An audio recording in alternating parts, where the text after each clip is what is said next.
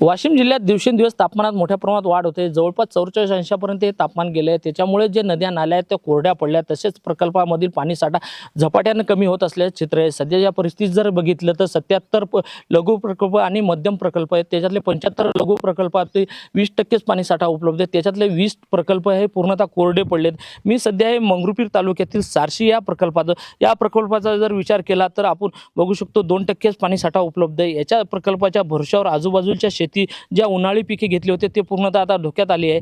तसेच या प्रकल्पाच्या भरवशावर ज्या आजूबाजूच्या गावांना पिण्याच्या पाण्याचा प्रश्न होता, तो विहिरी असो बोरवेल असो यांच्या पाण्याचा स्रोत मोठ्या प्रमाणात वाढलेला असतो। मात्र या सध्याच्या परिस्थितीत हे प्रकल्पाच्या कोरडा पडत असल्यामुळे या गावातील नागरिकांना पाणी टंचाईला समोर जाण्याची वेळ येणार आहे। अजून जर समोर जर बघितलं तर 1 ते 1.5 महिना अजून उन्हाळा बाकी आहे। अजून या उन्हाळ्यात जर अजून ही परिस्थिती गंभीर होण्याची शक्यता आहे। त्यामुळे नागरिकांना अजून पाणी टंचाईला समोर जाण्याची वेळ येणार आहे।